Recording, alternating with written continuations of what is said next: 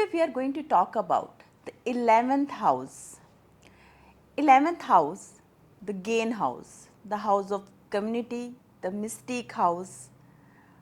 तो इसमें जब कोई प्लैनेट आता है तो कहा जाता है कि यहाँ पर कोई भी प्लैनेट खराब रिजल्ट नहीं देता.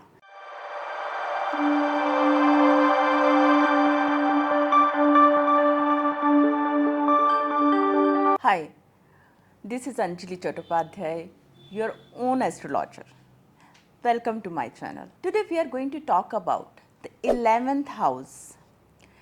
11th house, the gain house, the house of community, the mystic house.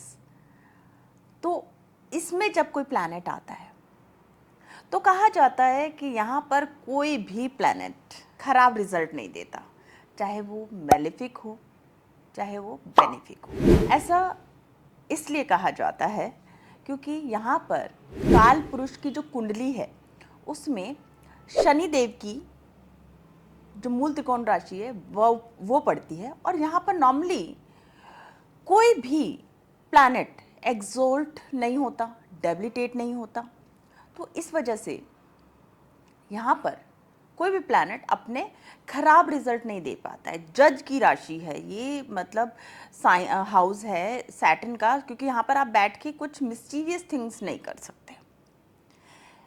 लेकिन इसी के ऑपोजिट जब चार्ट चेंज होते हैं, क्योंकि डिफरेंट असेंडेंट में एक नेटिव पैदा होता है, किसी का सिंह लग्न होता है, किसी का कर्क लगन है, किसी का कन्या लगन है. उस केस में जब कुंडली के 11वें भाव में एक मूल त्रिकोण राशि आ जाए, ओन साइन आ जाए, जो प्लैनेट ओन भी करता है उसे, उसका ओनर हो, या एक्सल्टेशन का या डेबिलिटेशन का साइन आ जाए, तो यहाँ पर रिजल्ट्स जो हैं वो मॉडिफाई हो जाएंगे, चेंज हो जाएंगे, रिजल्ट्स में डिफरेंसेस आ जाएंगे. ऐसा क्यों? फॉर एग्जाम्पल यहाँ पर सूर्य आ जाए. सूर्य एडमिनिस्ट्रेटिव सिग्निफिकेटर है. यहाँ पर आके प्लैनेट न्यूट्रलाइज होता है. लेकिन एक चीज ध्यान रखने की है, बेनिफिक प्लैनेट आपको इजी मनी देगा, लेकिन मेलेफिक प्लैनेट्स जो हार्डशिप देने वाले प्लैनेट्स हैं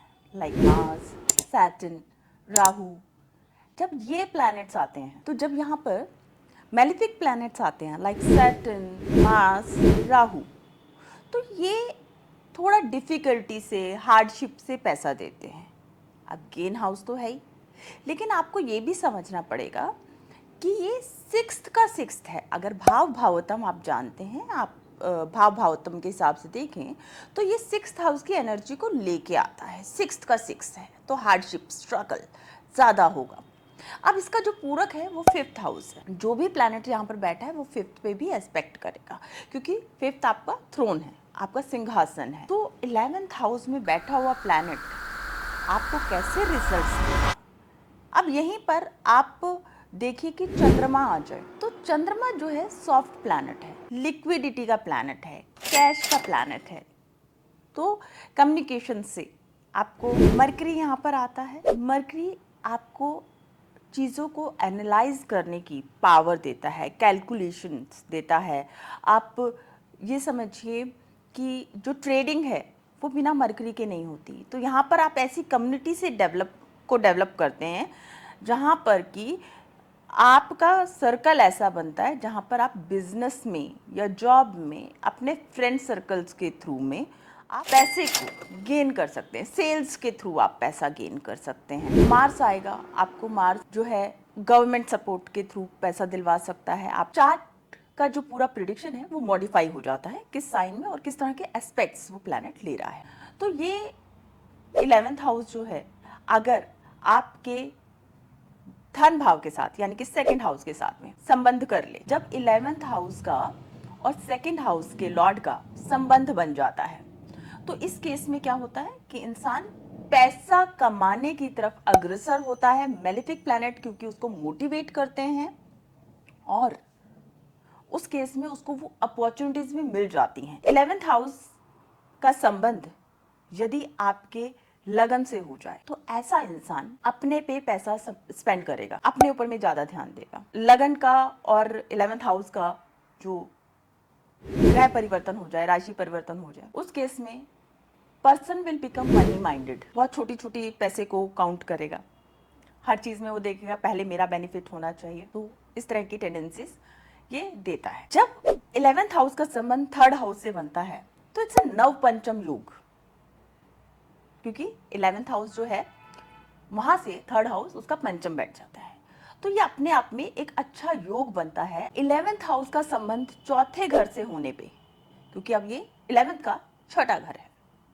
तो यहाँ पर ये हार्डशिप्स, पेरेंट्स के साथ में रिलेशंस को खराब करने का काम करता है, स्पेशली फॉर द मदर, क्योंकि 11th house becomes the 8th house of 4th house, so it becomes the मार्का ऑफ 4th हाउस, मदर। आपकी मदर की तबीयत खराब रहने लग जाएगी अगर आपके 11th लॉर्ड का संबंध 4th हाउस से या 4th हाउस के लॉर्ड से हो जाए। 11th हाउस का संबंध 5th हाउस से होना, वैसे तो बोला जाता है जो भी प्लैनेट, जो भी हाउस एक दूसरे के ऑपोजिट होते हैं वो 180 डिग्री पे एक दूसरे के पूरक होते हैं, जैसे कि हस्बैंड वाइफ। तो यहाँ पर आपकी पढ़ाई से रिलेटेड अगर तो यहाँ पर अच्छा प्लैनेट है, सॉफ्ट प्लैनेट है, तो वो आपको आपकी स्टडीज में बहुत अच्छी, जो आपने पढ़ाई की है वो उसके आपकी स्टडीज के थ्रू आपको बहुत अच्छी गेन करवा देगा, आपको बहुत अच्छी पोजीशन दिलवा देगा, ठीक है। तो जो मैं हर बार बोलती हूँ कि 6th हाउस को खराब ना समझें, क्योंकि बीमारी आपकी दुश्मन है।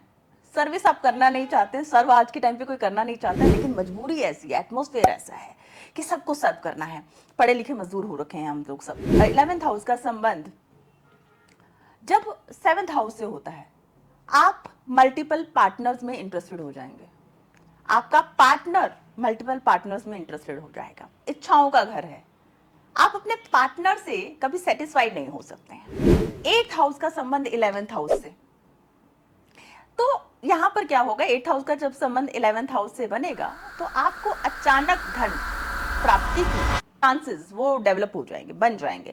आप स्पेकुलेशन से, अगर आपकी प्लैनेटरी पोजीशंस पूरी ओवरऑल चार्ट में बहुत अच्छी है, तो स्पेकुलेशन से आप पैसा बहुत अच्छा कमा पाएंगे। किसी को इंश्योरेंस से पैसा मिल जाएगा। अभी मेरे बीच में किसी से बात होती, मैंने किसी के लिए प्रिडिक्ट किया, उनका 8th हाउस एक्टिव था, उनका 11th हाउस कनेक्ट कर रहा था, तो मैंने पूछा आपका लॉस क्या हुआ, और इमीडिएटली आपका साथ में गेन भी हुआ होगा।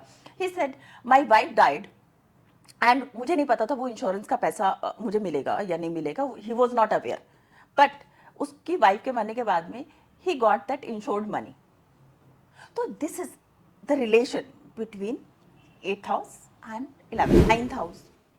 9th हाउस का संबंध 11th हाउस से। अब आप समझिए, ये 11th का 11th है, आप विदेशों से पैसा कमाएंगे, आप अपनी हाई स्पिरिचुअलिटी से पैसा कमाएंगे। 11th हाउस का संबंध 12वें भाव से, क्योंकि अब ये 11th हाउस जो है उसका लॉर्ड 12th हाउस में चला गया, इट मीन्स व्ययेश बन गया, तो आपके पास में फॉरेन से पैसा कमाने के जो योग हैं वो डेवलप होने लगेंगे। तो ये जो ट्रांसफॉर्मेशन होती है ये भाव भावोत्तम से, आप एक हाउस के रिलेशन को बाकी हाउसों से जोड़ के देखते हैं, ग्रहों को जोड़ के देखते हैं।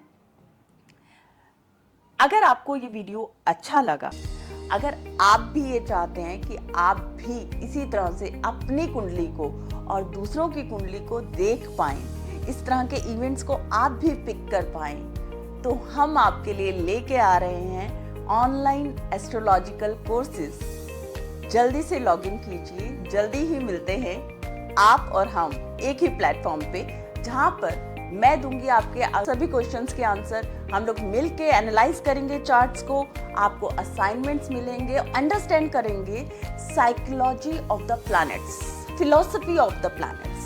It's a combination. Log in fast. Thank you.